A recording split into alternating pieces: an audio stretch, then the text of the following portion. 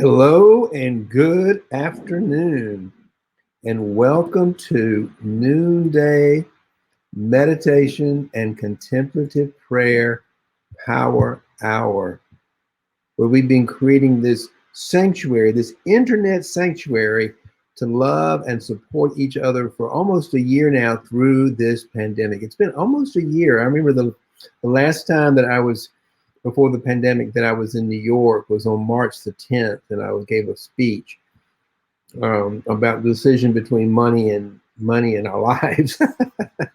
And that certainly has been sort of the different topics of conversation, and still the conversation today, in this current situation with the government trying to decide whether they're going to give us this big stimulus package or not, so it's this big thing between, we're still having this big conflict between which is more important, our money or our lives. And hey, Daryl, nice to see you here today. Thank you for joining us today. It's great to have you here. And thank you for your comments yesterday that you put into the new Facebook group. So I'm so glad we found each other, and so glad you're here today. And we're going to talk a little bit about continuing our conversation about our biases. And how they impact our lives, and how we need to take a look at those biases and perhaps challenge them through an inquiry process to find out if they're true or not, and see how they're impacting our lives and what we're standing in the way of us from getting it accomplished in our lives and stuff like that. So, and I was talking about the fact that the last time I was in New York before the pandemic, which was on March 10th, 2020, I gave a speech because we were about the conversation, but which is more important, our money or our lives? And we're still having that conversation right now as we go through. We've learned that some people, money is more important than the last administration. They put money, and when you put money first, you're going to always get disaster. You got to put people first. You got to put people first. Hey, Mark, thank you for joining me today. I'm glad you're here. Where are you from? I've not seen you here before. Where do you live, Mark? Glad you're here. So glad you could join us. Thank you for coming. We're going to talk about biases in just a moment, and how they impact us, and where they come from, and how we develop them. We're going to talk about 3 today in particular, because what we need to do is we need to be able to recognize our biases and be able to reframe them. So you're not far away. Good. Welcome. Welcome from Boston, Mark from Boston, Massachusetts. It's nice to have you here with us today, and I'm glad you could join us for our noonday meditation and contemplative prayer power hour. And for you who are new to this, what I've been doing is I'm a prosperity coach and spiritual teacher, and what I do is I teach people how to use spiritual principles in order to solve financial problems and make money. So what I try to do here is to say, here's what there's always this conflict between money and our lives in some way, which is more important. And we all in some ways give up our power to money in many ways. And one of the ways is by our biases. We believe that there's not enough. There's what's known as the scarcity mindset. And the scarcity mindset says that, there's not enough to go around, and I need to do whatever I can to claw my way to the top to get my fair share of the pie, because there's only so much and there's not enough for everybody. And unfortunately, the dominant culture has had that mindset for so many years that we've become to think it's the norm, and it's a painful way to live, because it's simply not true. But we've created social structures and economic structures that have. Thank you. You have a good day too. We are having a good day. I hope you're having a good day. So yeah, it's all. And thank you for commenting. It's a good day. It's a good day to be alive. It's a good day to be part of the world right now, because we're going through so much transformation, so much change. And part of that is being able to go inside ourselves and look at what are our own biases, what are the beliefs, opinions, and judgments we have about the world that are keeping us from living big and being big and showing up in a big way. And those are any of those. Our biases come in whatever our belief systems, our opinions, our judgments. It's very hard sometimes to enjoy the moment because we're so busy judging it. Think about that for a second. It's so hard to be able to enjoy this moment because we're judging it. The ego's looking for all the things that are wrong with it. That's the way the ego works. It's looking for things, it's looking for danger. It's looking for things, because you know what? It doesn't understand what I would call the chaotic energy within the creating aware mind. It wants order. It wants form. It wants to know. It wants a path. It wants don't you love when people say 6 steps to something, 5, how to do it in 4? That appeals to the ego thinking mind. If somebody can take all this chaos in the world and break it down into some very simple, specific steps so that I can know what to do to get me from part A to part B, I'd be so happy. And that's what teaching is all about. It's really about teaching us how to take chaos, created chaos, and put it in some order that we can learn and we can grow from. But it's just a format. It's not the truth of what's really there. It's just a way of getting there. It's creating a path for us. So let's go back here and talk about some biases. Yesterday we talked about confirmation bias, complexity bias, and we're going to continue our reading that we came up with last night. And yesterday, I'm going to start with it all over again because some of you weren't here yesterday. So you got a frame of reference. And it comes out of the teaching today. It's coming out of, it's on my phone. It's coming out of Richard Rohr's Center for Contemplative Action. Every night he puts out a meditation. And this is the one he put out yesterday. And the reason why we're going back to yesterday is because there's 13 biases that are being discussed in this meditation. And I want us to unpack them, take a look at it, because that's what contemplative prayer is the process of unpacking a bias. That's exactly what this is. That's why it's so powerful, because it gets us out of our ego thinking mind that's telling us it should be this way, it should be that way, it should be this way, into our creative aware mind of the heart, which dances in uncreated chaotic energy. It dances in that space. It's not thinking; it's just dancing. If you're a master violinist, you're not thinking about playing the violin. I can promise you. Your heart is just, you're vibrating. It's just vibrational energy, pure vibrational energy. And the more you master it, the more you are. That's why it's good to do a contemplative practice, because then we can bring that mastery of creative energy and creative aware mind into all of our activities and in all of our decision making. So yesterday it said recognizing our biases. CAC faculty member Brian McLaren has done thoughtful and helpful research about what makes us see things so differently from one another.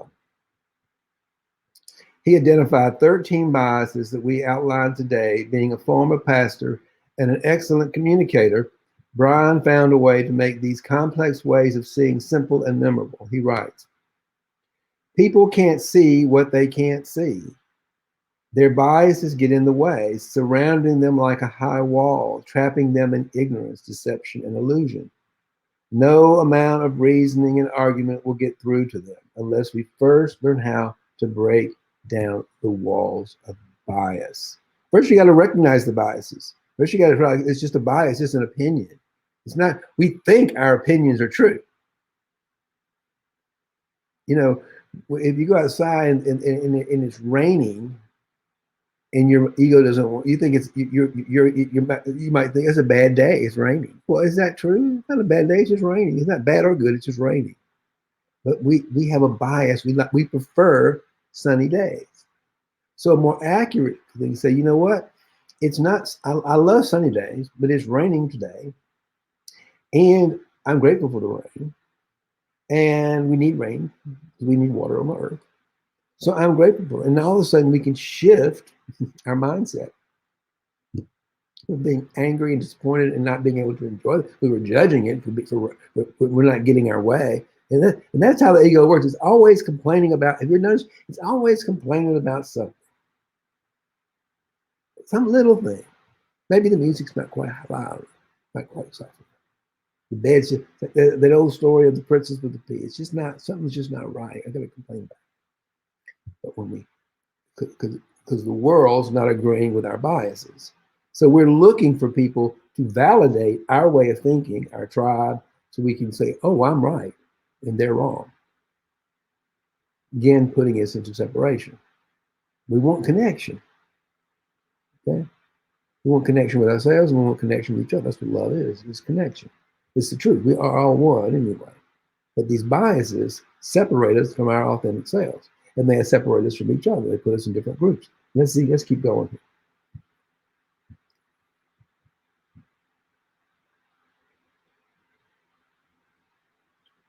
We get through them unless we learn how to break down the walls of bias. Excuse me.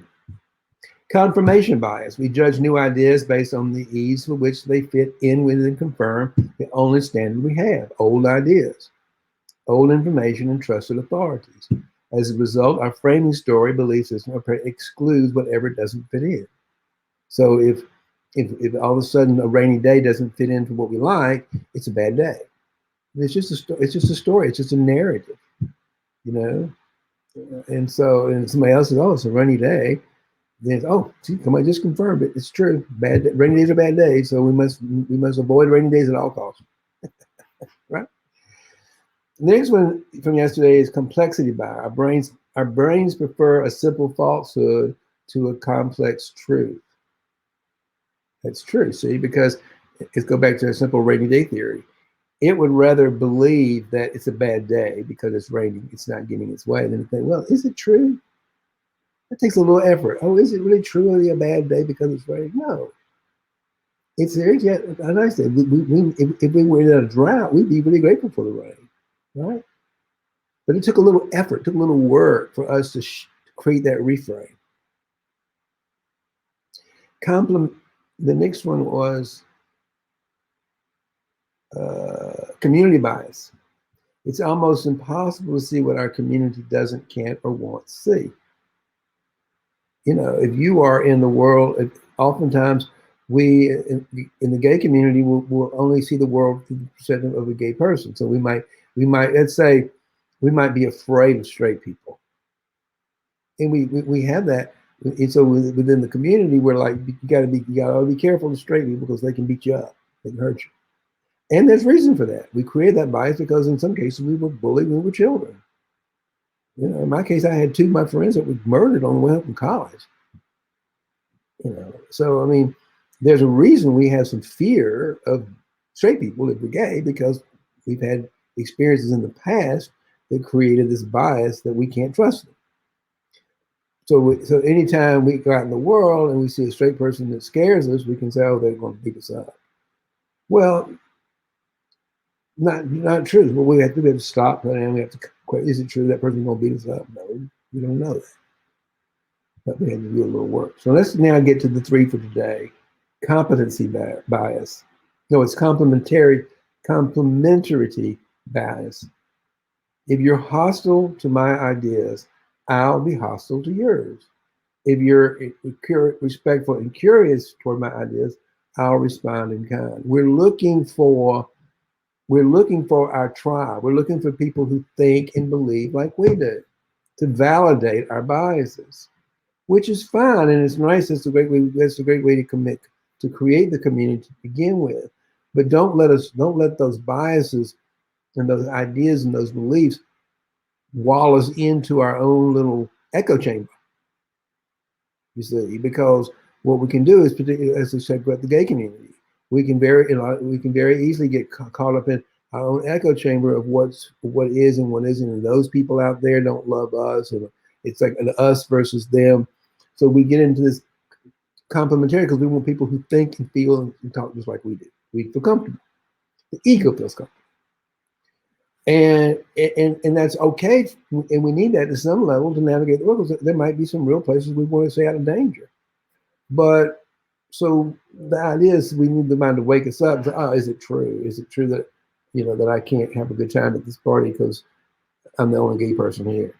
No, I've had a lot of good times at parties and events where I'm the only gay person there. But I can tell you this. I'm usually a little bit more comfortable if I've got members of my tribe. Don't you feel a little more comfortable sometimes when you got members of your tribe? You know, I do. I'm always looking for some other gay person in the room that I can sort of, oh, okay, I got a member of my tribe here. So it's not that it's bad or good, because I mean that it gives me a sense that I'm not alone, and we need that. But it only becomes a problem is that I can't enjoy myself here. I'm so worried. I'm so afraid here. Uh, I'm so out of my lay. I can't really enjoy the moment. Then it becomes a problem because you're making up a story that may or may not be true, and you may be in a hostile environment. That's a different thing. You might be in a toxic environment. You know, if you're in the middle of a bunch of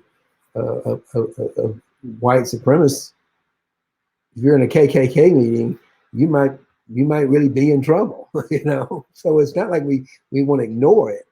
But I mean, I don't know. I've never been in the middle of a KKK meeting, and I hope I never am. But the fact of the matter is that we need that mind to say, oh, you know, I used to, in there to wake us up that we might need to change, we might need to cross the road here.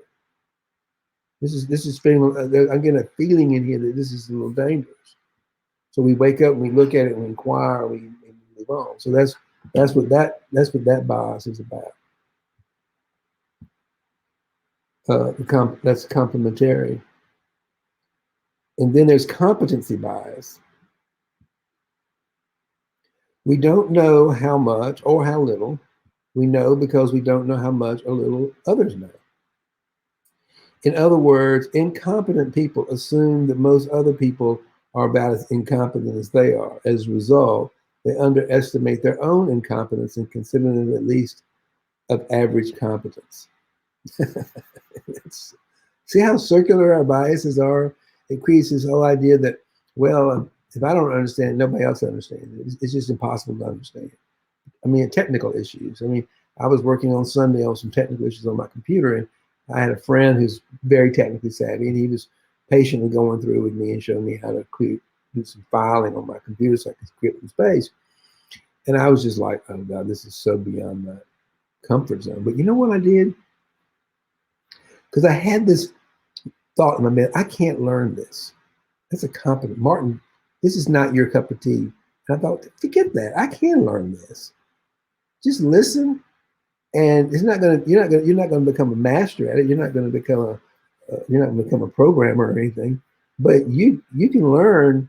You can listen and learn how to set up files and make your computer run more efficiently. You are competent. But my belief is that I'm not, and no one else is, and I got to have a special person. I got to pay somebody to help me. And we do that in our business decisions, you know. When we just sat down for a second, and we thought, you know, I can do this today. I can learn to do this today. I don't have to. I'm not going to become a whiz at it, but because this is not really my wheelhouse. But I need to get this done, and I can get enough done, and I can find somebody, and I can hire someone to help me. That's called competency bias. We think everybody has the same level of competency that we do, but that's not true. We all have the same ability. Mostly, we all have a creative, aware mind, a genius in there. But our biases about our life experiences tell us a totally different story. So we're looking for validation on that competency issue, which keeps us stuck. And then I think we talked about consciousness bias. Some things simply can't be seen from where I am right now. But if I keep growing, maturing, developing, someday I'll be able to see what is now inaccessible to me. Yeah, we're all on different levels of consciousness in the moment. And as we're trying to get into alignment with a higher level of consciousness, we're looking for people who are in some similar frame of references. As a mindset coach, we talk about moving into various levels of consciousness from the standpoint of being in the lower levels of consciousness of fear, the body and the human brain, in the mind, we're being in that lower level of consciousness driven by fear, and then transcending that to a higher level of consciousness of love and abundance and prosperity. And so what we're doing is we're looking for, this is where the problem is. That's what happens. That in itself, that's the way it works. But the problem is when we're stuck down in that lower level, I call it the drama triangle. When we're stuck in an echo chamber of drama, that everybody's at this lower level of human consciousness driven by fear. So what we have to do is we have to become aware of the consciousness that we're at the lower level. And then together, what we do here and through contemplative prayer is we say, okay, I might be in this lower level of consciousness, or you might be in it. And so listening to me, I'm like thinking, well, we don't we transcend and include. We never are not connected to that, grounded to fear and anger and those lower levels of human consciousness and human ways of being. But what we do is we transcend them and include them. That way, if we're in a place where I'm a teacher or a coach, I'm going to go down there, and I know what that feels like to be in that place of I don't know, or I'm scared, because I've been there. So I'm willing to go down into that lower level of consciousness and greet you there and ask you some questions in an effort to bring you up to a higher level of consciousness that you want to achieve, which is if you're in that lower level of scarcity, we want to, as business owners, we want to be up in that higher level of consciousness of abundance and truth and reality and creative energy. You see. But I can't just go rescue you. I've got to go down and I got to meet you, ask you some questions, and help you see that that's where you are. That's where you are in the level of the stairway of cells of human consciousness. And once you begin to see and experience yourself in that lower level, then you can bring yourself up to a higher level of consciousness. I can help you get there. I don't do it, but the divine does. Make sense? So it's kind of fascinating, isn't it? Fascinating. And then tomorrow we talk about comfort or complacency, conservative and liberal biases, and confident biases. So it's pretty interesting here. And then Richard concludes, it says, I don't know any other way to be free of these biases except through the contemplative mind. And that's what we teach here. And you know what?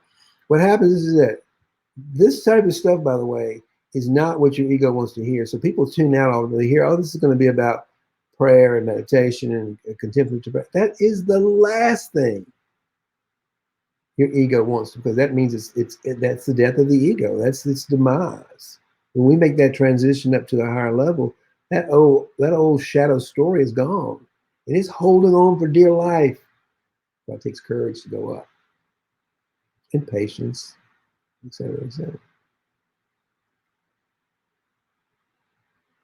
I see almost every one of them within myself. I surely do, at least at some point in my life. I also believe there are enough goodwill out there who, excuse me.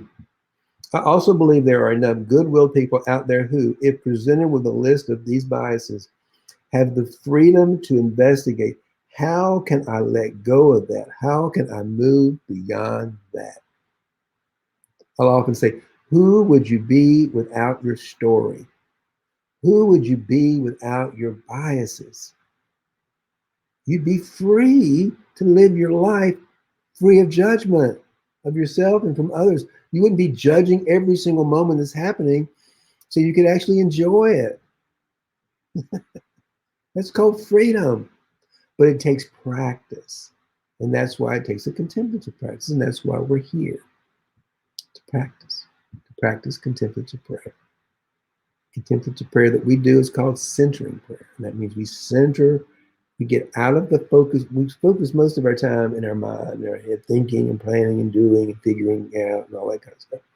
With contemplative prayer, we intentionally stop, get still, empty out, surrender all those beliefs, all that nonsense that's in this little head, and we breathe down into our heart space and create space for the bigger aware mind, the more creative aware mind, that spacious, uncreated energy field of love that creates everything you see to be present.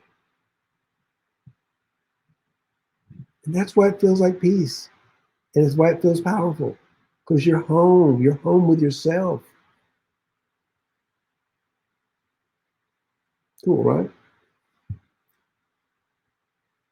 Any comments, suggestions, things you want to say, add to it?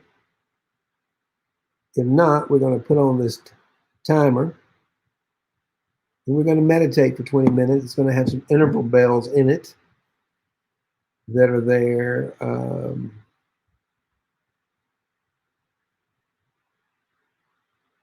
Thinking of something. I'm wondering if I'll just reframe something real quick before we go to the meditation. No, I think it's okay. I think I've covered it enough. I don't want to get, I don't want to break, I don't want, let's experience it. Let's experience. Let's with intention. Like, think about some of the biases. Think about some of your beliefs, particularly around money. There's not enough. If I just had $5,000, all my problems would be solved. That's not true, really, because you need the next $5,000. You got to be able to realize that all that comes within you. So let go of any beliefs or any biases, particularly anything you have about money and scarcity and lack. Let it go. Just intentionally say, I am letting all that go. I'm letting all that nonsense go. And then all the good stuff. Maybe you've been planning it, now it's time to put some space around all that hard work that you've been doing. Maybe you've had a very productive morning. I certainly have. But I need some space. I need some space around it because my mind wants to make everything linear. And the world is not linear. The world is chaotic. We create out of chaos.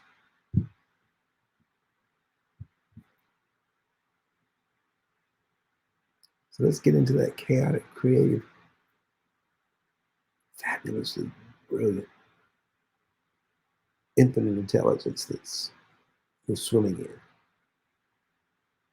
We just quiet the mind, get out of our way so we can be in the way. Someone told me earlier today. So raise your arms in the air. Sit up tall, you man. We raise our arms in the air for one reason. We want to feel that life force in your arms. Feel the energy in your fingertips. Feel the energy in your toes. Feel the energy in your body. And just be still for a moment, holding your hands up, and just feel the energy inside your body, keeping you alive and keeping you awake. And know something. You think you're hearing me, but what's hearing me? Your ears and your brain are taking the energy of the vibration that we're both sitting in and turning it into words that you can understand. But what's hearing me and what's talking is pure awareness. It's the same thing. We just have the illusion of being in different spaces. Pretty fascinating. Let's put your hands in your lap and just breathe. Just start by breathing, slowing down, softening the mind, listening to the bell. Feel the vibration of the bell take you a little deeper inside yourself.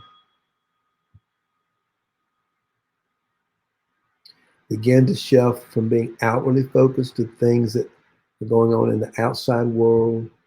What's going on inside what's going on inside your interior landscape right now? Let's find out. Let's use our breath to bring us deeper within ourselves.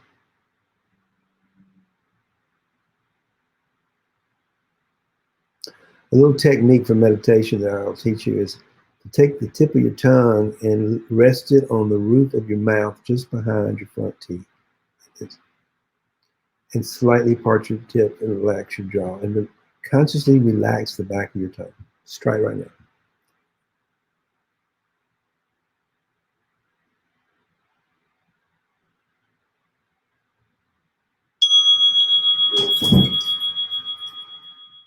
You hear the bell.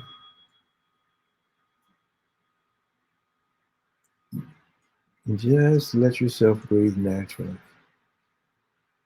with your tip of your tongue gently resting on the roof of your mouth. Your lips slightly parted so the breath can come in and out. And relax your jaw and relax the back of your tongue.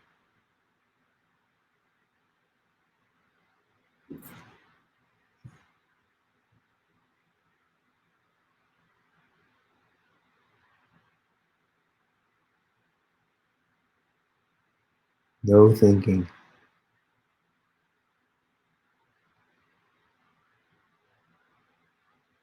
Then we're going to do 3 deep breaths, belly breaths. So you're going to, all your muscles in your belly, you're going to breathe and pull the breath deep into your belly and create as much space as you can, and then gently let it go. You ready?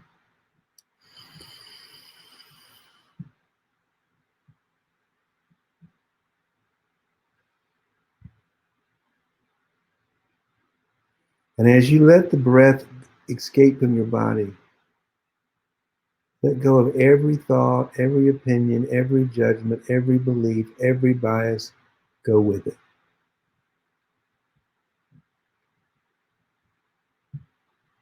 For a moment, just breathe into the new emptiness within you.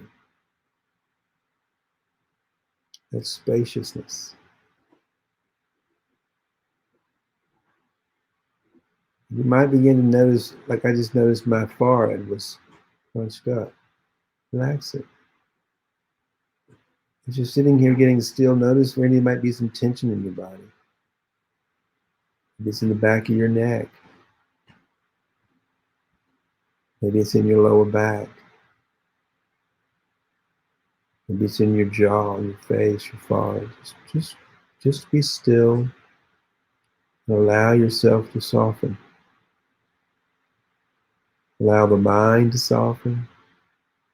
Allow the body to soften. Allow your heart to just open.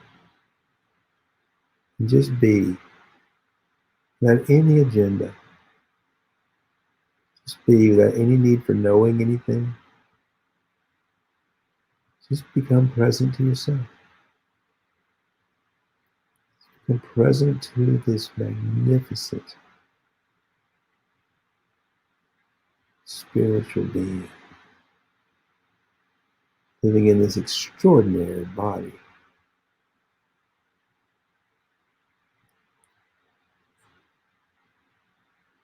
Now we're going to do one more breathing. Again, open your belly. Take the belly muscles and pull the breath deep in through the nose, down the back of your throat. Soften the tongue, open the heart, and expand the belly. Ready?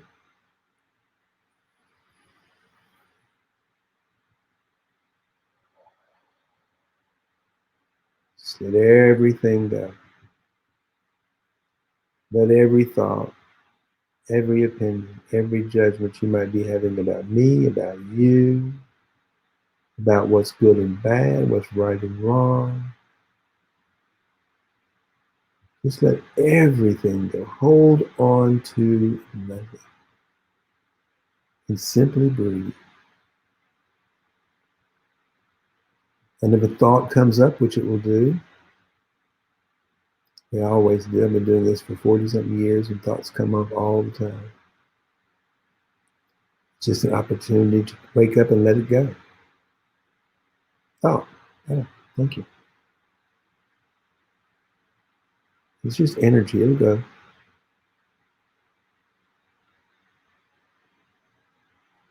We're going to do one more deep breath, and then we're going to just, the rest of this meditation, which is about 14 more minutes, I'm just going to sit still in silence, in the emptiness, until the interval bells wake us up. And we'll reset. Ready? With your belly muscles, pull the breath deep inside.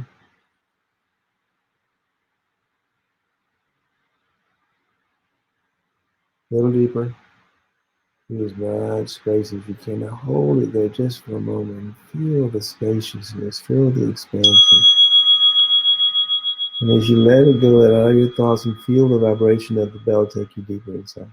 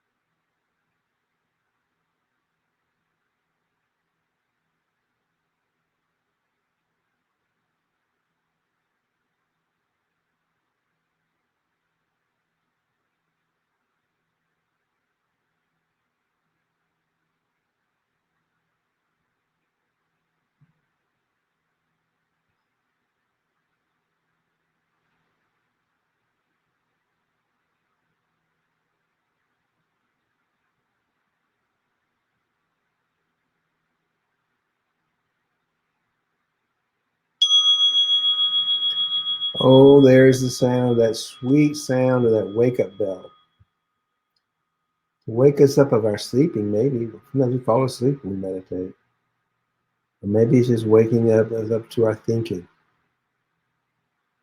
to our planning, our plotting, our worrying. And just let them go. Let all of it go. Hold on to nothing. And gently allow yourself to fall back into that place deep within you, that anchor in your belly you found earlier. Find your way back into that place. And just sit and be still with that.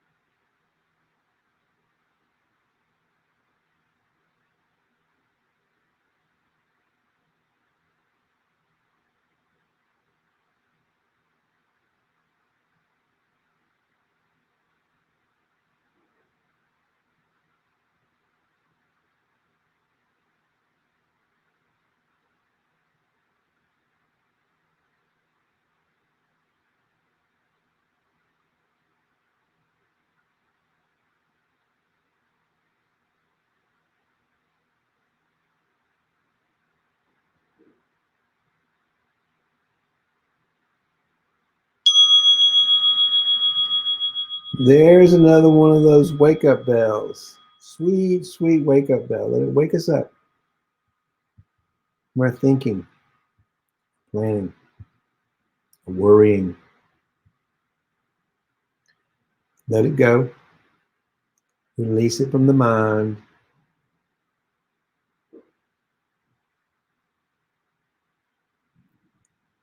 Open up that belly.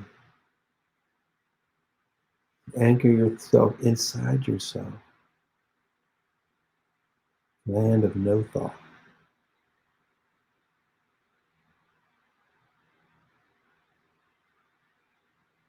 Fall back into that sweet, sweet cloud of unknowing.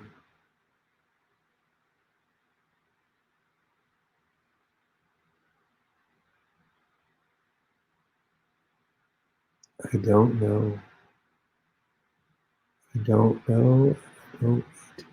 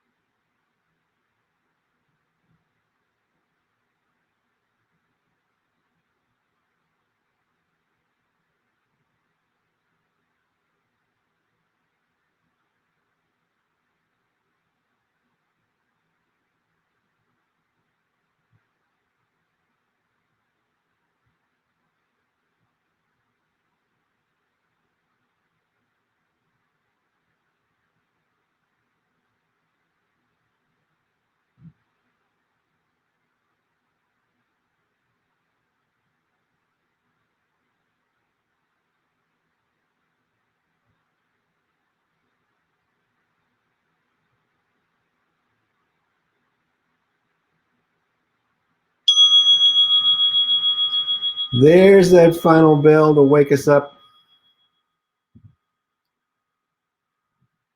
Oh my God.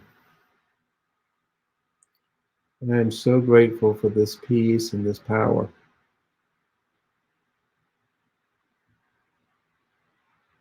This deeper awareness that I, Martin, don't have to do anything, but just get out of the way and listen. Let the divine guide me for the rest of this afternoon. I don't know exactly what we're going to do. I have some ideas. Sometimes she has a different idea.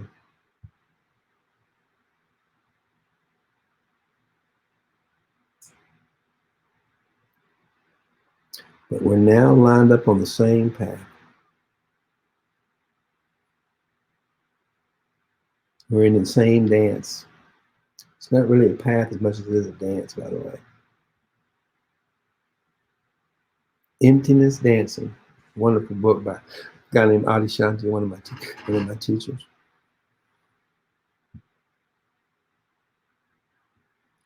So I want to thank Mark and Beryl for joining me today and signing in and saying hello and making comments. Anybody else want to make a comment? That's great. I'm always happy to have a dialogue. It's what makes it exciting. We're never alone. We're always with the divine. And the more we get to know that part of ourselves, the more comfortable we are with ourselves, the more we can love ourselves, the more we can love others. Become transmitters, receivers, and givers of love.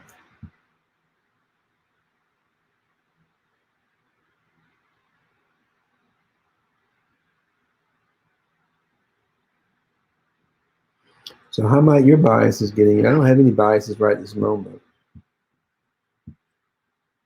And as a mystic, what is a mystic? A mystic is just someone who's had enough experience in life to know that it's not the individual person that's doing the doing or living. It's life itself. That chaotic energy life force within us that created everything. That's what's living. We just become the servant. We become the humble servant to joyfully serve that divine spirit within us. So we can create a bigger, better, wonderful world that all can benefit from. We can move into the truth of prosperity and love and joy.